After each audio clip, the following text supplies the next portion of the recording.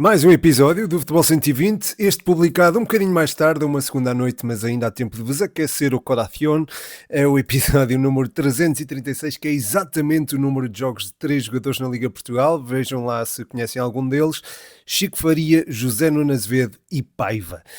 Eu só vi jogar o Zé Nuno Azevedo, que passou 10 anos em Braga, e o Paiva, que lembro-me, esteve uns aninhos em Guimarães, no Vitória. Ambos os jogadores faziam parte da Liga em 96-97, uma época que eu considero mítica por causa de um jogo, talvez o primeiro do género, com a Liga Portugal, o Championship Manager 2, que eu vi o meu pai jogar ainda sem saber ler, e que me deixava fascinado ao ponto de ainda hoje jogar de vez em quando. Ora, eu gostava de trazer esta nostalgia para aqui e, por que não, fazerem um gameplay do jogo. O que é que vos parece? Fazer uma série do YouTube só de Championship Manager 2.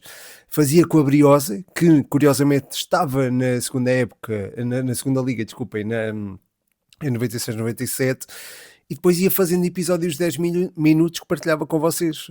Eu gostava muito, digam-me vocês o que é que acham desta ideia.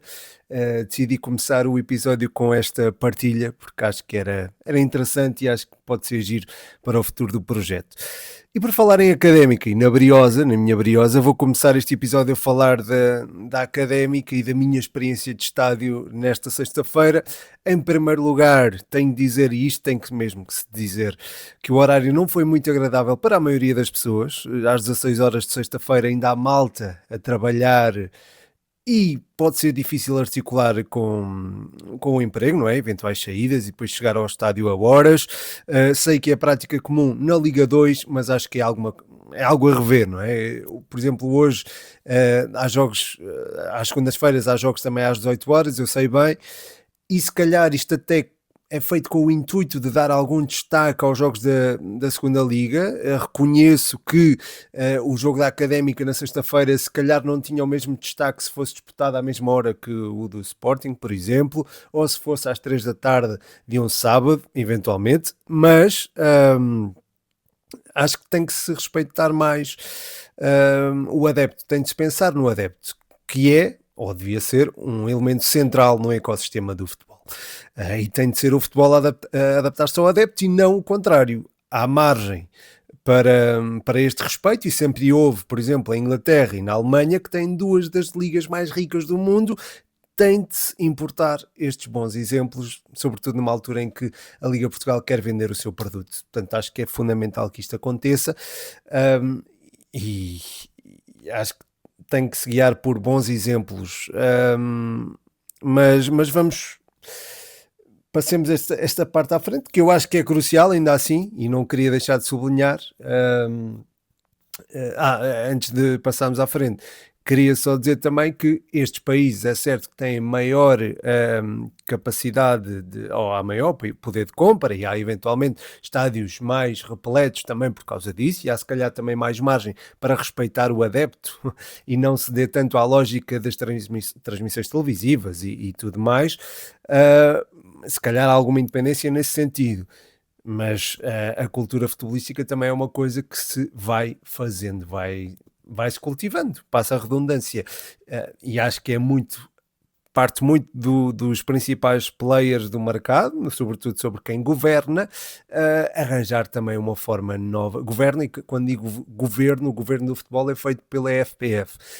Portanto, acho que também, e vocês sabem a minha incompatibilidade com a Federação Portuguesa de Futebol. Aliás, volto a reforçar que não vou estar presente nos eventos, que já fui sondado novamente depois de falar no podcast, portanto acabou por resultar. Prefiro promover outras coisas, outros eventos, como o Lausanne Football Talks. Já agora aproveito para mandar aqui um abraço ao Afonso, do que propriamente outros eventos, e desmarco-me de quaisquer órgãos com os quais eu não me identifique, sobretudo quando tenho que fazer uma presença lá. Uma coisa é poder eventualmente receber qualquer coisa e está tudo bem com isso. Agora, deslocar-me lá e ser parte ativa e completamente imbuída no espírito do sistema, isso não me parece bem e não o irei fazer. No caso da Federação Portuguesa de Futebol, já sabem qual é a minha incompatibilidade, mas pronto, não quero também perder muito tempo por aí, porque que também não vale a pena. Vamos ao momento da Briosa, que o meu amigo João Mascote pediu para analisar. Em primeiro lugar, tem sido muito difícil gerir as expectativas, porque estamos já com 6 pontos em 6 possíveis, que eu não esperava, e estamos no topo da classificação. Eu acredito que não será sempre assim, que não vamos ganhar todos os jogos, mas estamos a fazer por ter uma época pelo menos tranquila, pelo menos isso. E acho que ajuda a ter a liderança do treinador e dos jogadores que por sua vez interpretam bem a ideia do António Barbosa e que transitam do ano anterior. Falo do Leandro, obviamente do Leandro, não é? Do Marcos Paulo, do próprio Sinistierra, portanto, muito bem, aquele meio campo entendeu-se e continua a entender-se muito bem. Falo também do meu querido Edson Farias, tenho aqui a camisola dele, onde é que ela está? Está aqui a camisola do meu, um dos meus jogadores favoritos da Académica, um dos meus jogadores favoritos entre aqueles que já passaram pela Académica, portanto, tem aqui na minha galeria de notáveis está o Edson Farias. São jogadores que já se entendem bem e que tornam mais propícios estes resultados. Agora, quanto ao jogo em si, foi sofrido, foi suadíssimo, mas acho que também seria difícil se não tivéssemos este conjunto de jogadores, esta malta que já está presente, já está junta há pelo menos um ano, que já se identifica plenamente com as ideias do treinador. Basta um grito ou dois para eles entenderem o que é que têm que fazer. Há alguns jogadores que ainda se estão a inteirar, não é? Obviamente, e tendo ali uma linha ofensiva completamente nova, faz com que seja um bocadinho difícil este processo, mas ainda assim é ótimo ver a nossa Briosa a ter este registro, ter 2 vitórias em 2 jogos. Foi um jogo suadíssimo, como disse, mas se calhar até soube melhor desta forma, até porque a expulsão pareceu-me exagerada, mas lá está. Posso estar a ser parcial e não quero aprofundar o tema da arbitragem, mas parece-me exagerada, e isto tem também um efeito pesado sobre o jogador, o Kaká, que acaba por ficar desmoralizado depois do jogo, frente ao Desportivo de Chaves, não lhe ter corrido propriamente bem, é agora expulso, portanto as coisas acabam por não correr da melhor forma. Acho que o Heller Lopes entrou e esteve bem no lugar dele. Ainda assim, pareceu-me que o lado esquerdo da defesa foi o mais frágil, foi o mais explorado por parte do Feirense, e isto também se prende obviamente com as rotinas do Mané a defender. É normal ainda não existirem, porque é um jogador que se está a adaptar ainda à ideia do treinador, mas vejo se calhar o Afonso muito mais culto taticamente do que o Mané, que tem que vir, que tem que trabalhar mais nesse aspecto. Ainda assim é um jogador irreverente e acho que ainda pode trazer coisas boas à Briosa. A expulsão, pronto, como estava a dizer, condicionou muito a equipa, mas não a afetou a nível emocional, e isso dá-me um orgulho do caraças, ver a equipa a manter-se estável, apesar de se ver numa situação muito complicada, e dá-me um orgulho particularmente sabendo o histórico da Briosa e sabendo aquilo pelo qual já passámos e que víamos, às vezes os jogos em casa eram mais complicados que os jogos fora, e que a equipa parecia acusar a pressão. Neste momento não há, neste momento há só simplesmente o compromisso de respeitar os adeptos e sem que isso lhes pese demasiado. E adoro, estou a adorar este momento da Briosa, como acho que toda a gente tem em Coimbra também. O ambiente acho que refletiu isso mesmo, teve um excelente ambiente, uma moldura humana que não se viu noutros jogos da Liga 2, foi o jogo com mais assistência da Liga 2, e aliás foi o terceiro jogo, creio eu, com mais assistência, terceiro ou quarto, por causa do Académico Viseu, que teve mais 10 adeptos do que a Académica, pronto. Mas há de ter sido o terceiro ou quarto melhor casa da Liga, aliás, é capaz de ser a terceira, porque é Sporting com os 47 mil, depois foi o Académico e depois a Académica, creio que foi assim. Mas pronto, a equipa correspondeu ao apoio dos adeptos em campo, excelente organização defensiva mesmo perante a pressão do adversário. O Sinistierra teve muito bem neste particular, não se sente nem por sombras a falta do Montes. Eu tenho muito carinho por ele, atenção, mas ainda não se sente a falta dele. E pronto, espero que ele seja feliz no Lourosa, menos contra a Académica, obviamente, e que não seja feliz à custa da Académica, e pronto, seja como for. Acho que com ele seríamos obviamente mais fortes, mas não se sente a falta dele para já. O Sinistierra é um jogador que tal como o Montes dá um bom auxílio na pressão ofensiva, e o golo é um exemplo disso mesmo. Houve trabalho de treinador nesse lance, é evidente, a ativação perfeita na saída de bola contrária, o trio do meio campo correu até o risco de ficar demasiado afunilado e desprotegido numa zona reduzida, para conseguir tirar a bola em zona adiantada, mas o que é certo é que arriscou e correu bem e trouxe dividendos para o gol de alguém que merece ser o protagonista como mais ninguém, sem menosprezar obviamente outros jogadores, mas Leandro Silva é... que jogador, que jogatana, que capitão. Dá-me um orgulho enorme ter alguém como ele no plantel, e sei que muitas das vezes a expressão zero ídolos é aplicada no futebol e eu identifico muito com esta expressão, uso até como regra, mas Leandro Silva é a exceção à regra, portanto é um dos meus ídolos do futebol, não tenho dúvidas nenhumas. O mascote o ano passado, lembro-me dele falar disto mesmo e de eu ainda não sentir isto. Mas, meus amigos, a cavalgada que ele fez no caminho para a Liga 2, no regresso à Liga 2, e aquilo que eu ouvi da boca dele nos festejos é de quem sente muito a Académica. E ele não disse só nos festejos, disse depois também quando recebeu o prémio de melhor jogador da Liga 3, repetiu também em flash interviews após o jogo. Portanto, é um jogador que sei que está comprometido com a Académica e dá-me um descanso do caraças. Ter alguém assim é alguém por quem eu talvez meta as mãos no fogo, e não digo isto de muita gente e de muitos jogadores, digo eu. Passando agora para a Primeira Liga, o Sporting Vitória foi um jogo muito interessante, 3-2, 5 golos, o Sporting voltou a entrar muito bem, mas durou 70 minutos, 60 e poucos minutos, curiosamente até à saída do miúdo Flávio Gonçalves e do Ioannidis. Boa dinâmica ofensiva, a dada altura deu-me ali lives de futebol champanhe que se praticou a época passada por parte do Sporting, uma dinâmica ofensiva muitíssimo interessante, e Soares não estava presente, portanto fica bem evidente também a qualidade do futebol que o Sporting está a apresentar, ainda que com maior carga física, acho que não se perde muito do futebol ofensivo, pelo menos na primeira parte ou nos primeiros 60 minutos.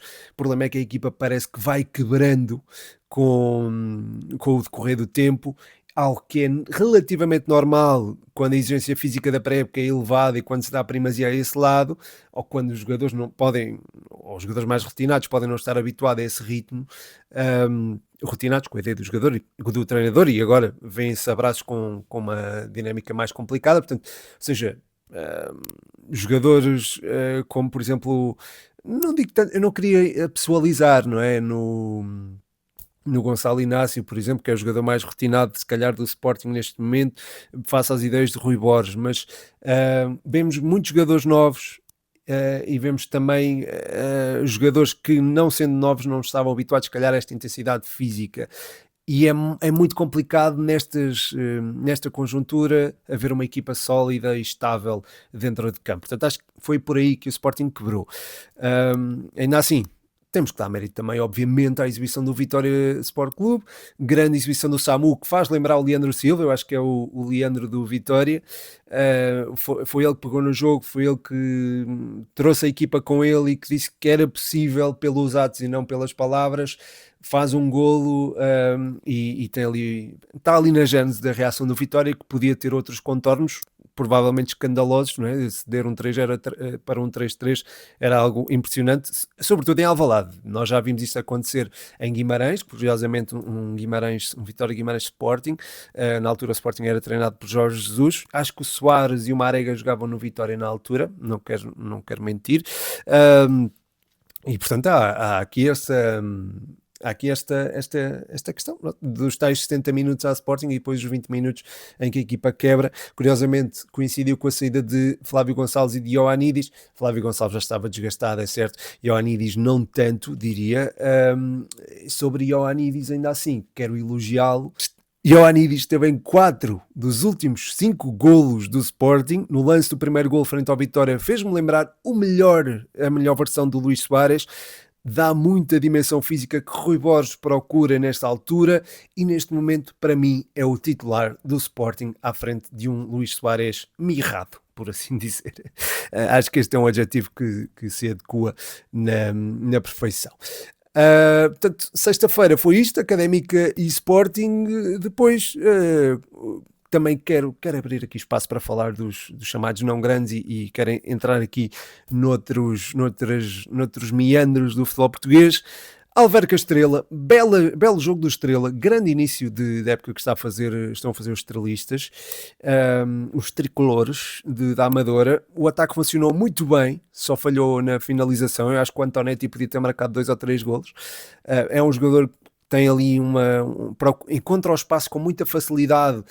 Só lhe falta melhorar na definição, que eu acho que ele pode marcar, mesmo ao serviço de uma equipa que luta pela manutenção, 15 golos, 15, 20 golos. Pelo menos mantendo este caudal ofensivo e que Pepa mete em campo. E Pepa é uma ótima notícia para o futebol português, porque é um treinador com pensamento positivo, pensamento no futebol de ataque, e é alguém que promove ou que extrai o melhor dos seus jogadores e o melhor do futebol ofensivo de cada equipa, ou das equipas que treina. Também há um treinador que pensa dessa forma e que não está no ativo, creio eu, ou pelo menos na Liga Portuguesa, que é o Ivo Vieira. Lamento que isso não tenha acontecido. Ainda sobre a frente de ataque do Estrela, Marcus Abraham, grande jogo, voltou a fazer uma exibição muito, muito interessante. Ele e o Antonetti são titulares. Eu acho que o outro devia ser o Benito e não o Stoica, mas acho que os dois estão ali na luta por um lugar, e acho que o Benito, tal como começou como suplente na Académica e acabou indiscutível, acho que isso pode acontecer também no Estrela. Nota positiva também para o guardião do Alverca, Mateus Mendes, grande exibição, 2 golos sem responsabilidades, mas lá está, tem aqui espaço para melhorar, mas é um jogador também que eu acho que com o tempo pode se tornar aqui num guarda-redes da elite do futebol português. A expulsão do Chiquinho condicionou muito o Alverca, porque Chiquinho parece ser o dínamo do ataque do Alverca, e acho que a equipa não conseguiu tirar mais do jogo também em virtude disto mesmo. Ainda na tarde de sábado houve aqui um jogo interessante, o Torriense-Penafiel. O Torriense voltou a não conseguir vencer, parece que acabou a tal lua de mel do Torriense. Eu acho que não é bem assim. Pronto, quando voltar as competições europeias, a equipa vai aparecer num momento distinto e vai-se superar novamente, e acho que vamos ter o melhor Torriense de volta à tona. Acho que estes 2 resultados acabam por ser relativamente normais face àquilo que é o estímulo competitivo, ou o estímulo competitivo que esta equipa pode não estar a sentir. Relembro que os últimos 6 jogos do Torriense, 4 deles foram em doses altíssimas de competitividade e de superação. Foram 2 playoffs de subida, 2 jogos para o playoff de subida, foi uma final da Taça Portugal, foi uma supertaça, e depois os 2 jogos da Liga 2. Portanto, é normal que a equipa possa desligar um bocadinho. Isto é, pronto, quem anda no futebol fala muito nisto, no tal estímulo competitivo, e talvez explique esta quebra por isso mesmo. Jogar em casa, fora de casa, também é duro, ainda por cima há tantos quilómetros de distância. Vimos 398 espectadores e acho que está relacionado com isso. Vejo para já, e de forma mais identificável, os corredores do Torriense muito mais vulneráveis, e há ali uma falta de controle da profundidade. Aliás, os 4 golos feridos surgem de cruzamentos. O facto de terem conseguido 2-2 contra o Penafiel com 10 mostra que esta equipa parece que está a desafios, não é? E parece que se sente mais cómoda quando há coisas mais complicadas a acontecer, por assim dizer. Queria também falar do Académico Santa Clara. Decorreu também na tarde de sábado, estádio cheio, ambiente morno. Acho que a malta não puxou muito pelo Académico. Nota para o Gonçalo Paciência, com 2 golos em 3 jogos, 2 jogos, 3 golos, aliás. Tem estado muito bem, parece estar aqui a reaparecer ao serviço de Santa Clara, mas já vimos esta história várias vezes, não é? Jogadores que marcam 5 golos em 5 jogos e depois quebram um bocadinho. Vamos ver se o Gonçalo mantém esta cadência. Acredito que sim, porque o Petit está a trabalhar bem no Santa Clara e ele parece dedicado a tirar aquele rótulo de treinador defensivo que sempre lhe foi colocado, exageradamente, na minha opinião, e na opinião dele também. Aliás, eu li uma entrevista dele em que ele falava exatamente isto. Acho que ele pode prová-lo com o que tem à disposição no Santa Clara, e aqui o Gonçalo pode ser o ponta de lança que vai beneficiar disso mesmo. Quanto ao Académico, falhou ali um bocadinho a ligação com o ataque mais uma vez, porque já com o Benfica tinha sentido isso, apesar de ter marcado 2 golos. Vamos ver se a equipa consegue então trabalhar isso no futuro e salvaguardar a permanência, tentar ir amealhando pontos. O ponto na Luz é algo que parece que vale por mais, mas esta derrota frente ao Santa Clara em casa é pesada, é dura. Ainda no dia de sábado, o Rio Ave Porto foi um jogo que teve muitas e boas narrativas, não é? Sobretudo a de Neuen Pérez e de Borja Sainz, os 2 autores do golo. Neuen Pérez, é formidável pensar que um jogador que na quinta-feira estava para jogar na equipa B do Porto, no sábado passa a ser a figura crucial e o homem do jogo pela equipa principal, não é? Acho que é fantástico, e é coisas que o futebol nos dá. E depois foi bonito ver a dedicatória de Borja Sainz à sua mãe, já procurava este gol desde fevereiro, e foi também uma narrativa que se retirou do jogo, também muito interessante. Algo que também é interessante tirar desta partida é que o Futebol Clube do Porto marcou 4 golos de canto em 7 apontados em 7 golos nos últimos 3 jogos em Vila do Conde. Também há aqui a curiosidade de 3 dos 4 golos do Porto marcados esta época terem sido bola parada, mas a meu ver acho que isso prende-se mais com a amostra ser curta do que propriamente outra coisa. Acho que é mais notável em 3 anos seguidos haver aqui tanto golo de canto em Vila do Conde, e é uma coisa que eu queria sublinhar. Acho que o Porto ainda está muito permeável na primeira fase de pressão. A equipa não está a pressionar tão bem como o ano passado, e vão chegando mais bolas do que é normal ao reduto contrário, visto frente ao Alverca e frente ao Rio Ave também.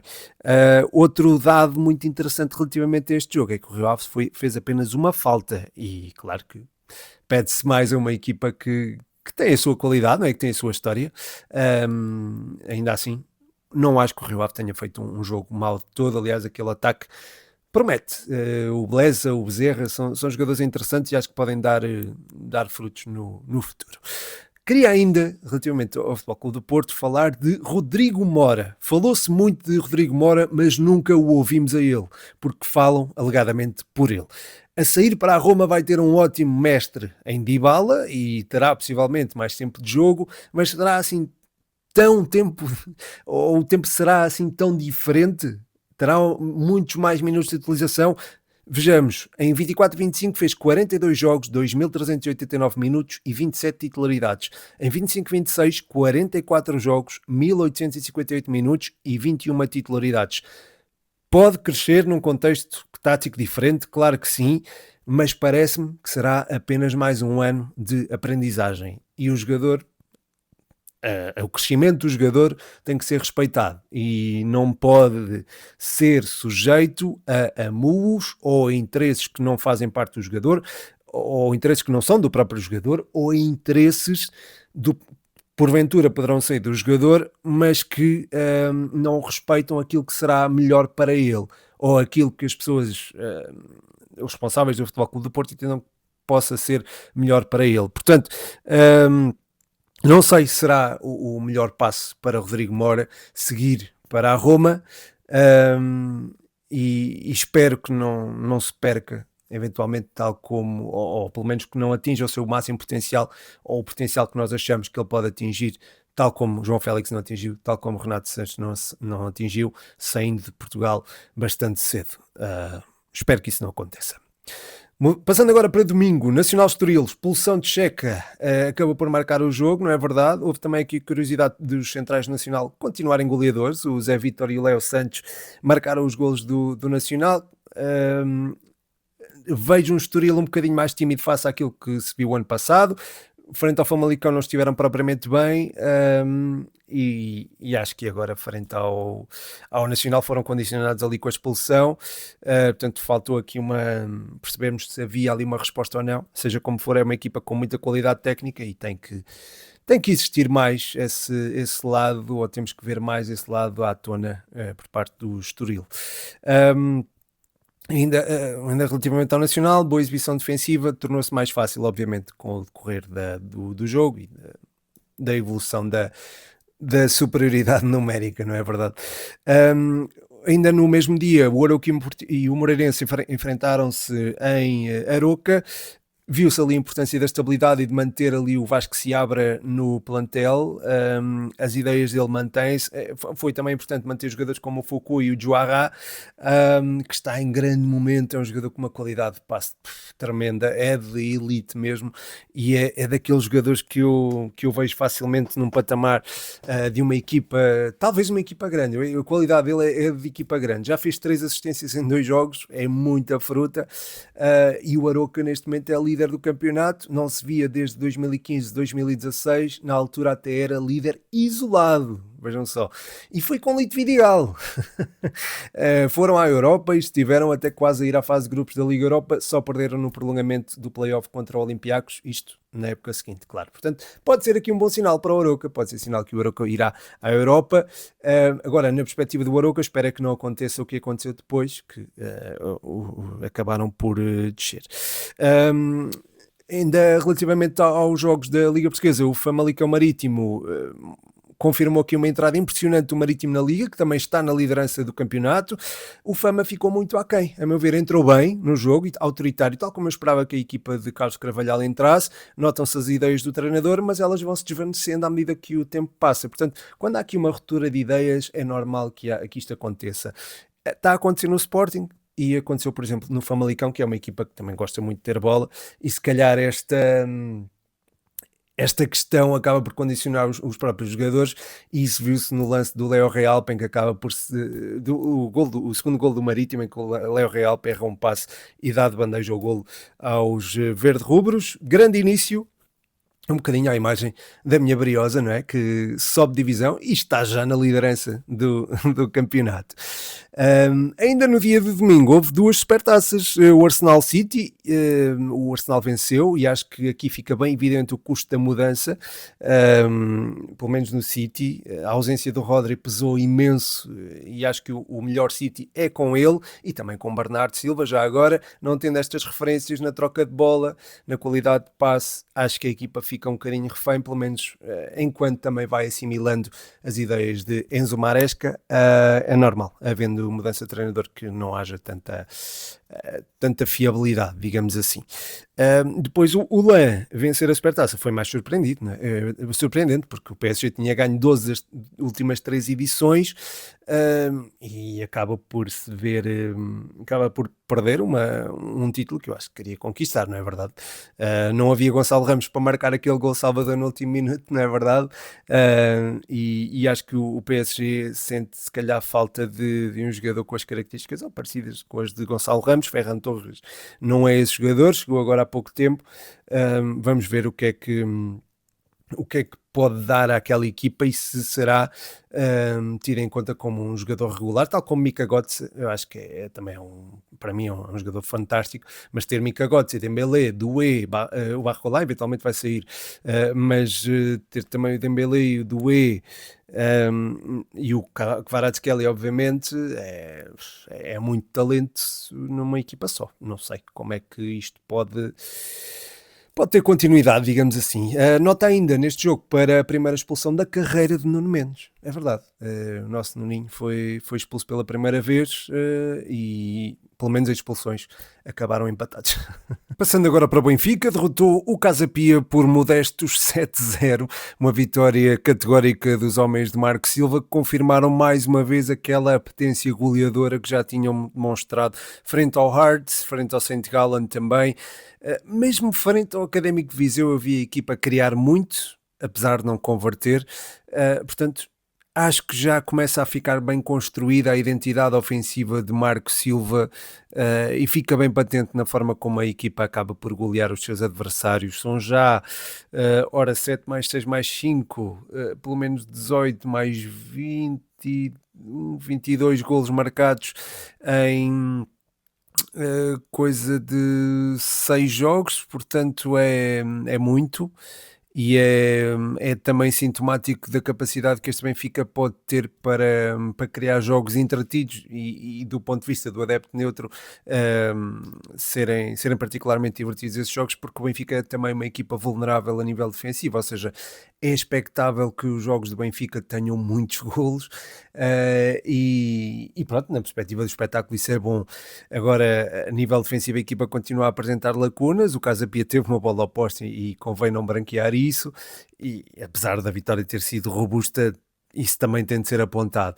Pavlidis fez um jogo fantástico e toda a dinâmica ofensiva do Benfica é brutal e torna. Torna os encarnados como sérios candidatos ao título nessa perspectiva.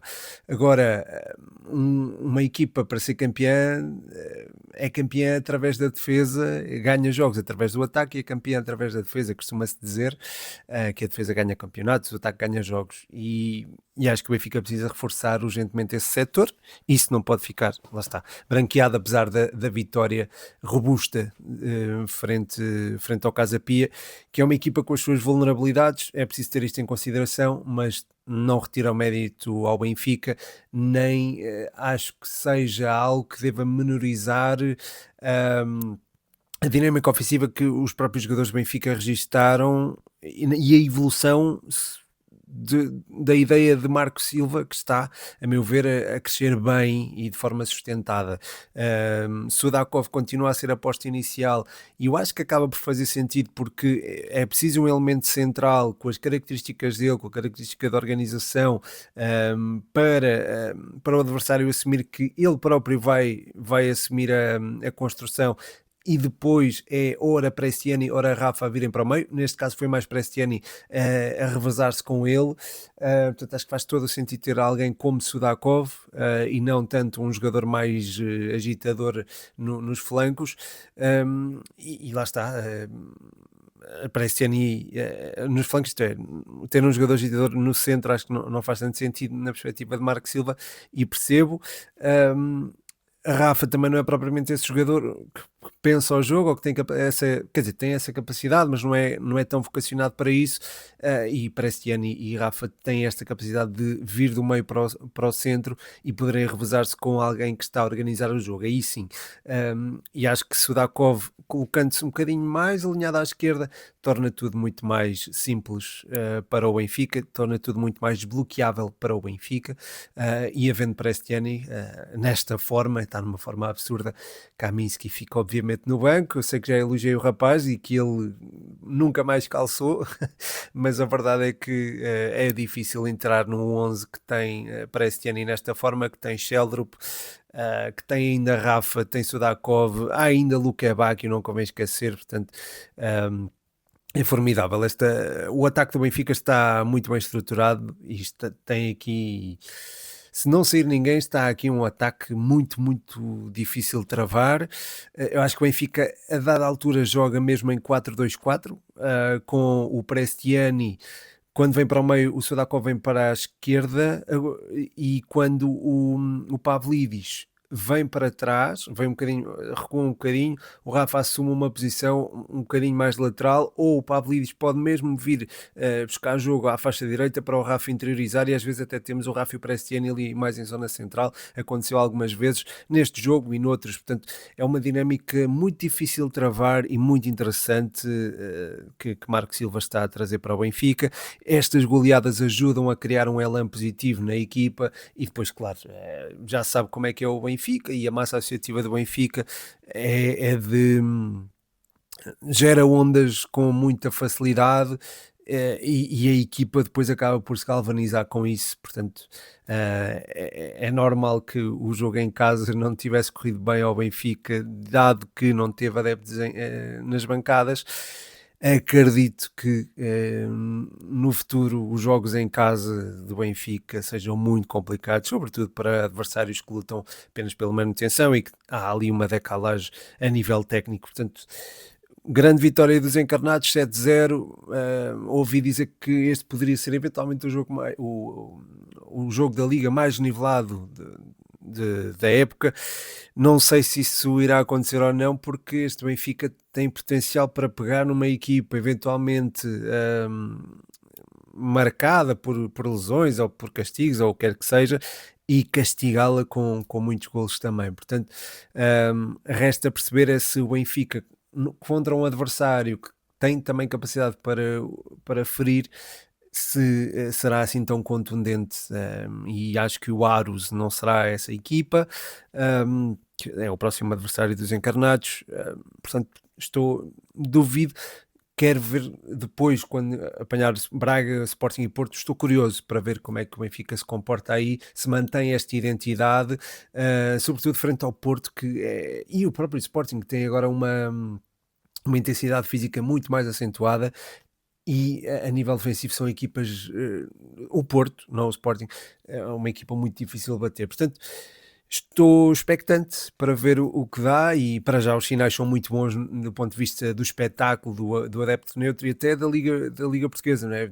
Havendo uma equipa que dá espetáculo, é normal que possa atrair mais espectadores, mais audiência, e pode ser interessante nessa perspectiva. Veremos o que nos reserva ao futuro.